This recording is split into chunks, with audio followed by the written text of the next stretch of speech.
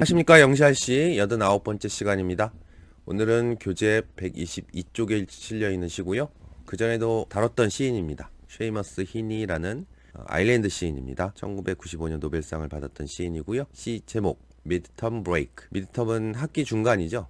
여기선 텀은 학기라는 뜻이고요. 중간 학기에 브레이크는 잠깐의 휴식 느낌으로 학기 중 방학 이렇게 번역할 수 있는 시를 가져와 봤습니다. 히니는 아일랜드 사람이라서 또 영국과 비슷한 문화를 갖고 있잖아요. 영국이 3학기제예요. 1년에 2학기가 아니라. 그래서 3학기 동안 이제 학기가 끝나면 쉬기도 하지만 한 학기마다 중간고사를 보면은 한 1, 2주 정도 또 휴식을 취하거든요. 그때 아마 잠깐의 방학, 우리로 따진다면 봄방학 같은 느낌, 그런 짤막한 방학 때 있었던 일을 다루고 있습니다. 히니에 대해서 잠깐 언급하면요. 1939년 출생, 2013년 사망해서 70대까지 사셨던 분이고요. 아까 말씀드렸다시피 1995년에 노벨상을 받으면서 세계적인 시인으로 유명해지게 됩니다. 시뿐만 아니라 희곡도 썼었고요. 그 다음에 영문학에서 중요한 작품 중에 하나가 첫 영문학 작품으로 베어울프를 많이 꼽는데 그거를 현대 영어로 또 번역하기도 했었습니다. 총 12권의 시집을 썼고 그렇게 유명세를 떨쳤기 때문에 하버드 대학교나 옥스퍼드 대학교의 교수로서 활동하기도 했었습니다. 그 히니의 또 시의 특징 중에 하나는요.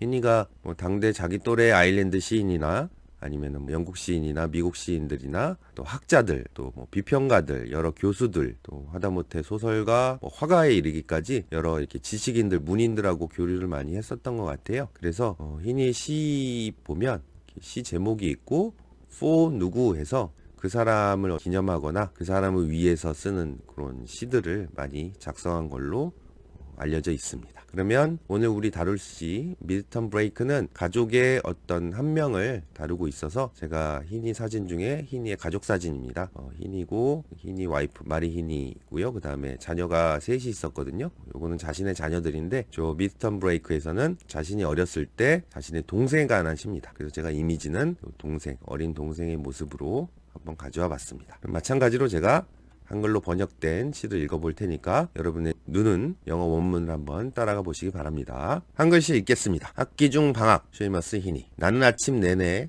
대학 병실에 앉아서 수업 끝을 알리는 종소리를 샜다. 2시에 우리 동네 분들이 나를 집으로 데려다 주었다. 현관에서 나는 우시는 아버지를 만났고 그는 항상 침착하게 장례식을 치르셨고 큰 짐 에반스는 큰 충격이라고 말했다.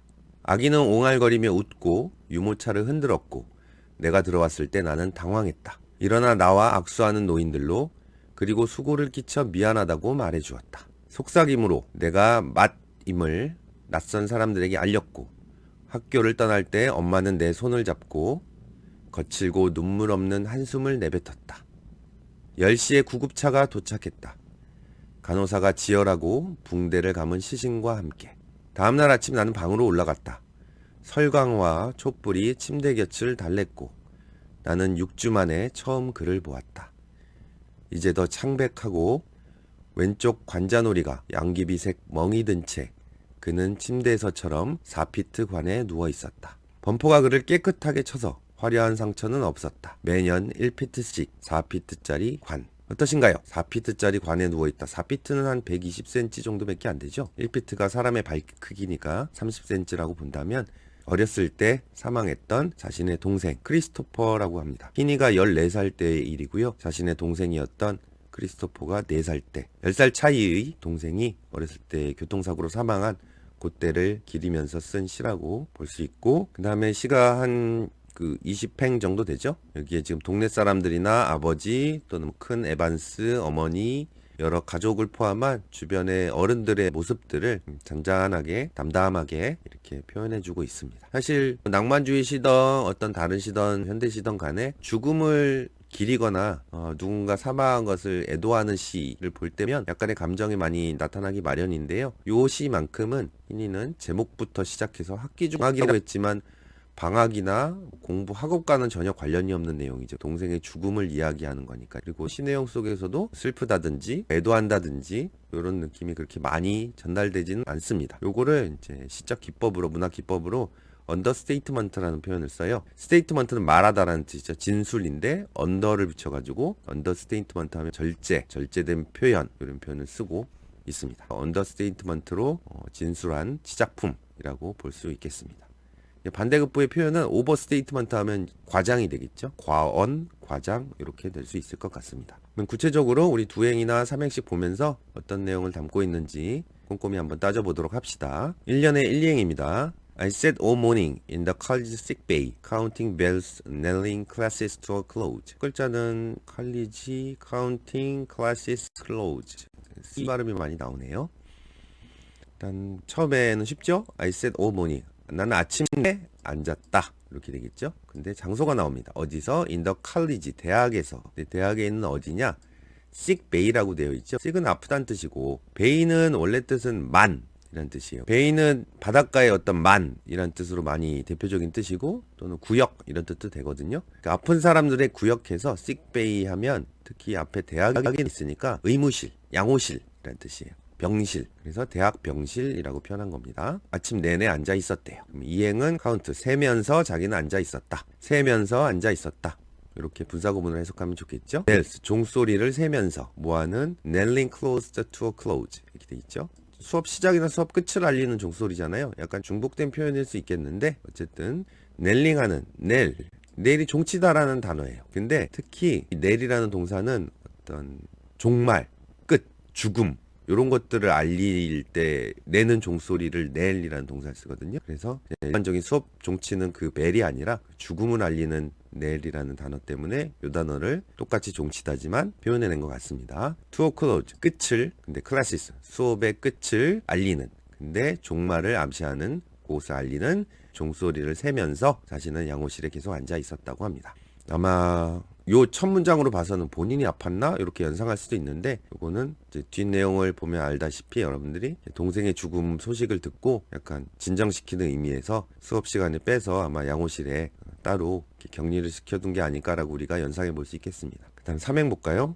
이게 1년으로 끊어지니까요. At 2 o'clock our neighbors drove me home. At 2 o'clock 2시에 our neighbors 우리의 동네 사람이 이웃들이 drove me 나를 차로 태워다 주었다. home 집까지 이렇게 돼요. 실제 희니는 아마 이렇게 유학 같이 조금 집에서 멀리 떨어진 곳에 학교를 다녔던 걸로 기록이 나와 있거든요. 아마 그때 사실을 이렇게 기억을 되살려서 이렇게 표현해낸 것 같습니다. 이번에 또 1, 2행 보겠습니다. In the porch, I met my father crying. He had always taken funerals in stride. In the porch. porch는 현관이죠. 현관에서 문 앞에서 I met father. 나는 아버지를 만났다. 근데 뭐 하시는? cry. 는 아버지의 모습이죠.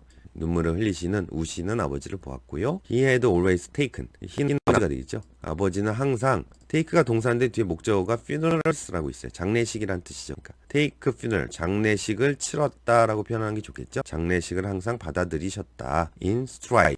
스트라이드는 여러분이 알고 있는 뜻은 큰 걸음으로 걷다, 성큼성큼 걷다라는 동사로 많이 알고 있죠. 근데 take in stride 하게 되면 장애문을 넘다 또는 침착하게 대처하다 이런 느낌의 표현이 있어요. 그래서 장례식을 take in stride 이렇게 표현해서 그냥 이렇게 끊어서 장례식을 받아들이다라고도 할 수 있겠지만 take in stride라는 수거가 있으니까 장례식을 침착하게 치르셨다 이렇게 표현하는 게 좋겠습니다. 그 다음 3행 보겠습니다. And back Jim advanced, saying it was a hard blow. 그리고 짐은 사람 이름인 것 같고요. 근데 덩치가 컸나 봐요. 그래서 뭔가 별명 비슷하게 앞에 빅이라고 붙인 것 같고요. 덩치 큰 짐 에반스는 saying 말하고 있습니다. It was a hard blow. 뒤에 blow 충격, 타격이란 단어가 있으니까 아주 큰 충격. 아주 센 충격 이렇게 표현하는 게 좋겠습니다. 아마 동네 사람 중에 한 사람일 것 같고 지금 동생 어린 나이에 사망을 했으니까 엄청난 충격이네요. 좀 공감하는 그런 이웃의 표현이라고 여러분이 연상할 수 있겠습니다. 그러면 3년 보겠습니다. 3년에 1, 2행 볼까요? The baby called and left and rocked the pram. When I came in and I was embarrassed. The baby 아가 쿠하게 되면 비둘기 같은 새들이 구구구구 운다라고 우린 표현하잖아요. 그죠? 영어식은 쿠거든요. 근데 아기가 이제 구구구 운다는 얘기니까 아기가 옹알거린다라고 제가 표현을 낸 겁니다. 의성어 정도로 표현하시면 좋을 것 같아요. 아기가 옹알이하고 left 웃고 rock 흔듭니다. 무엇을? The pram. pram은 유모차예요. 유모차. 약간 영국적인 표현인데요. 미국에서는 스트롤러라는 표현을 쓰는데 하여튼 지금 장례식장에서 또 다른 누군가의 아기일 수도 있고 아니면 희니가 아마 구형제 중에 첫째거든요. 그래서 지금 사망한 이 아이보다 더 동생인 아이일 수도 있겠습니다. When I came in and I was embarrassed.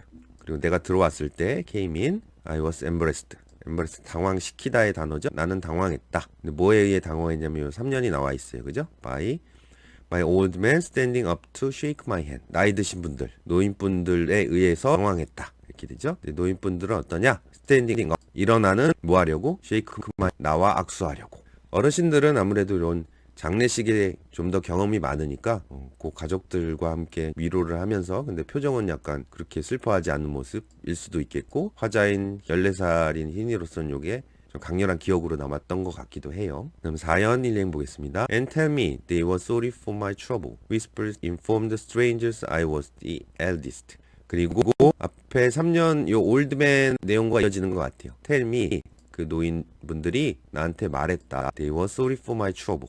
보통 sorry for 무엇 하면 유감이다라는 표현을 많이 쓰죠. 또는 안 좋은 상황에서 쓰는 말 실제로 미안하다고도 할 수 있겠지만 그들이 나의 trouble 문제에 대해 조금 유감이다. 네가 좀 힘들겠구나. 그거에 대해서 나도 안타깝게 생각한다. 라고 말합니다. 라고 표현해 볼 수 있겠습니다. 그 다음에 whisper, 속삭임이죠. 속삭임이 informed, 알렸다. strange, 낯선 사람들에게. that I was the eldest, 주어 동사로 되어 있잖아요. eldest는 old, 최상급이죠. 근데 보다 나이 먹은의 느낌으로 오래된이라기보다는 내가 가장 첫째다, 가장 나이 먹었다 라는 걸 주변의 속삭임이 낯선 사람들에게 알렸다. 좀 이해되죠? 분위기가 연상이 되죠? 새로 찾아온 조문객들한테 다른 요 지금 희니 가정의 상황을 잘 파악하는 사람들이 아, 희니가 첫째야, 저 친구가 첫째야, 첫째 아들이야 이런 식으로 속삭이는 모습을 표현한 것 같습니다. 다음 4연된 3행 볼까요? Away at school as my mother held my hand. 근데 요 다음부터는 나에 관한 설명인 것 같아요. Away at school 학교에서 떨어져 있을 때. 요 as는 앞에 상황과 연결되면서 뭐뭐 할 때, 뭐뭐와 같이처럼 이렇게 연결시켜서 이해하면 좋겠고요. My mother, 이제 엄마가 나오죠. 앞에는 한번 아버지가 우시는 모습을 표현했었고 My mother, 엄마가 hold my hand, 내 손을 붙잡았대요. 그 다음 연결시켜서 5연의 1행 보면 in hers and cough out angry teary sigh. in hers니까 자신의 손에 앞에 연결시켜보면 나의 손을 붙잡았다 이렇게 되는 거죠.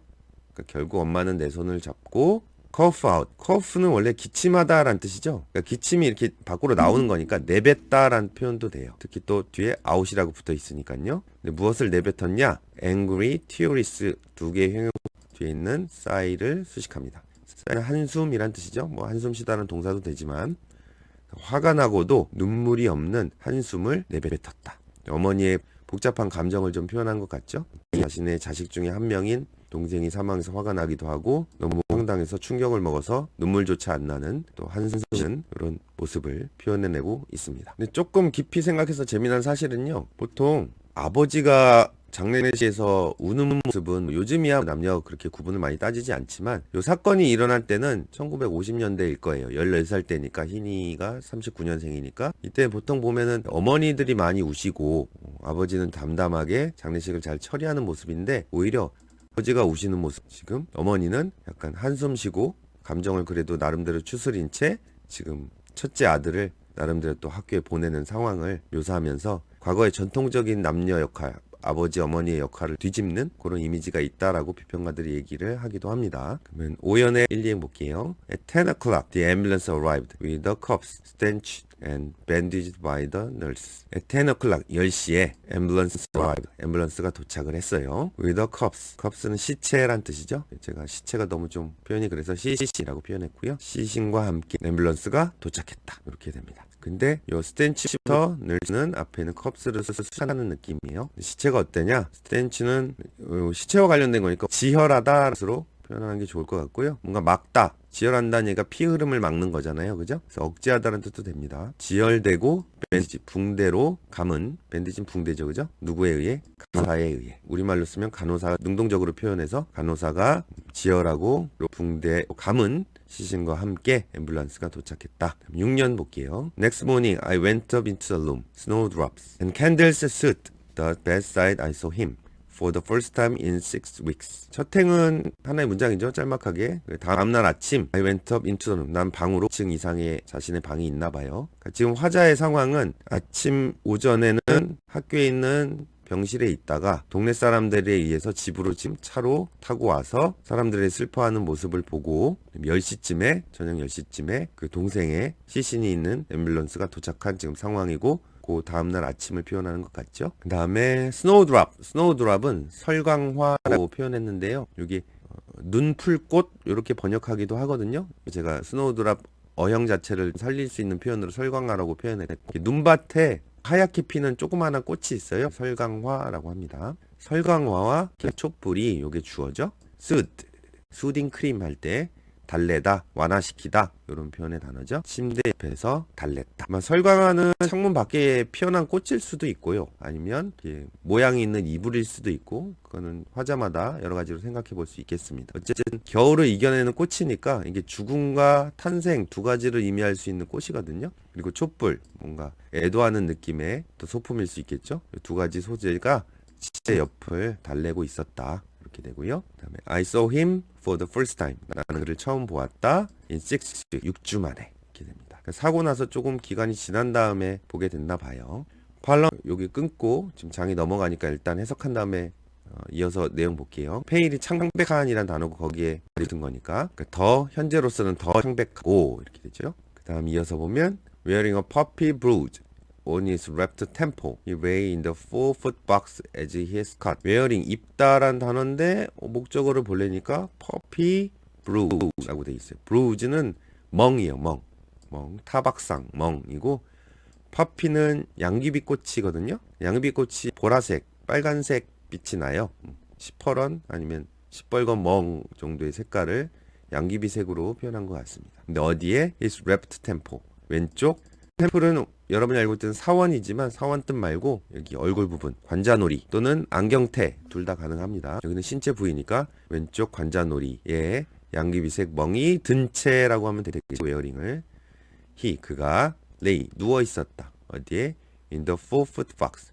foot은 feet, 1피트, 2피트 할 때 feet의 복수 형태고요. 4피트짜리 상자에 누워 있었다. 근데 어디서처럼 as in his cot. cot는 어린아이의 침대, 보통 아기 침대를 커트라고 합니다. 또는 캐리 커트, 캐리라는 단어를 앞에 붙이기도 하는데요. 지금 사망한 아이가 4살짜리니까 어린아이였었으니까요. 이런 단어를 통해서 어린아이가 사망했구나라고 지금 나이가 안 나와 있지만 우리가 유추해 볼 수 있는 거죠. 아기 침대에 있는 것처럼 그 4피트짜리 박스 안에 누워 있었다. 이렇게 됩니다. 그 다음에 또 한 줄 보면요. The gaudy skirts, the bumper knocked him clear. 거디는 화려한, 야한, 현란한 이런 뜻이에요. 제가 그냥 화려한이라고 표현해 봤고요. 그러니까는 아무래도 요 아이는 어른으로 되기 전에 순수함을 지닌 채 사망했기 때문에 그 반대급부로 그런 세속의 찌든의 느낌으로 거디란 형용사를 채택한 것 같습니다. 화려한 스카는 상처거든요. 그러니까 브로이스는 멍이고 스카는 찢어진 상처 같은 것들. 화려한 상처는 없고 범퍼라는 단어를 통해서 교통사고인 거 우리가 연상할 수 있을 것 같아요. 그래서 제가 범퍼가 그를 깨끗하게 쳐서 화려한 상처는 없었다라고 표현한 겁니다. 마지막 행 a 4-foot box, a foot for every year. 이건 문장이 아니라 하나의 구조, 그죠? 4피트짜리 상자. 근데 상자는 결국 죽은 아이가 담겨있는 상자니까 제가 관이라고 표현해봤고요. 관이라는 단어는 coffin이라는 단어가 있죠. 공교롭게도 요 cut, 어린아이 침대랑 조금 초자가 비슷하네요. 그죠? 탄생과 죽음을 연상할 법한 단어일 수도 있겠습니다. 4피트짜리 관, 그 다음에 a foot for every year. 여기서는 1피트라고 표현하는 게 좋겠고, 요 아이가 4살 때 사망했거든요. 그래서 매년 1피트씩 4피트짜리 관. 희니가 보기에 지금 4피트짜리 관은 1피트씩 딱 1년에 4년에 걸쳐서 지금 생긴 이미지로 형상화해서 4살짜리 아이의 슬픔을 이렇게 너무도 담담하게 건조하게 표현하고 있는 모양새입니다. 그러면 우리 코멘터리 보면서 어떠한 키워드나 주제문을 생각해 볼 수 있을지 따져봅시다. 그럼 코멘터리 읽겠습니다. In midterm break, Heaney engaged with the themes of loss and grief. loss and grief가 생각해 볼 만한 단어겠죠? 학기 중 방학이라는 시에서 시인 히니는 engage with 하면 무언가를 다루다 라는 표현으로 이해하면 좋겠어요. 맞물려 있다. 상실과 loss, grief, 슬픔의 주제를 다루고 있습니다. It focused on the aftermath of the car accident that killed Heaney's younger brother. 이 시는 focus on 초점을 맞추고 있는데요. The aftermath. aftermath 여파라는 뜻이에요. 후유증 이런 뜻. of the car accident. 차량 사고의 후유증, 여파를 집중하고 있습니다. 근데 어떤 데디아가 식이죠? killed Hinnie's younger brother. 히니의 어린 동생을 사망에 이르게 했던. The accident is in the background of how everyone around Hinnie responds. The accident, 이 차량 사고는 in the background of 이하의 배경이 됩니다. How everyone, 어떻게 모든 사람들이 around 히니 주변의 모든 사람들이 respond, 대응하는지를. 그러니까 히니 주변에 다른 사람들이 대응하는 방식에 대한 인물 묘사가 있었잖아요. 아버지도 있었고 어머니도 있었고 동네 사람도 있었고 노인들도 있었고 간호사까지. There is anger, pure sorrow, and detachment that he observes in the family members. There is 있습니다. 그래서 그 어른들의 어떤 죽음에 관한 대응 방식이 anger, 분노, 어머니가 그랬죠. Pure sorrow, 순수한 슬픔, 요건 아버지 입장인 것 같고요. detachment that, 데디아가 식인 것 같고요. detach가 원래 떨어뜨리다라는 뜻이잖아요. 그래서 뭔가 거리를 둠, 뭐 감정이 흔들리지 않음, 무심함이 좋을 것 같아요. He observes, 그가 관찰하는 무심함. 어디서? His family members, 그의 가족들 사이에서. 또 하나 볼까요? 요거는 정기적 사실을 토대로 좀 쓴 것 같습니다. The poem is about Hinnie's brother, who was killed by a car in 1953 when he was only 4 years old and Hinnie only 14. The poem, 이 시는 about 무엇에 관한 거냐면 Hinnie's brother, 히니의 동생에 관한 겁니다. 그 친구는 who is killed, 사망했어요. by a car, 사사고에 의해서 1953년에 when, 그때는 he was only 4 years old, 그는 4살밖에 안 됐고요. Hinnie only 14, 히니는 14살이었어요. Personal and direct, the poem describes the unexpected ways his family grieves as they confront this tragedy. The poem이 주어인 거고요. Personal, 개인적이고도, 이건 direct라고 표현해야겠죠? 직접적으로, 개인적이고도 직접. 이 시는 describes, 묘사하고 있습니다. Unexpected ways, 예기치 방식을 묘사하고 있습니다. 근데 어떤 방식?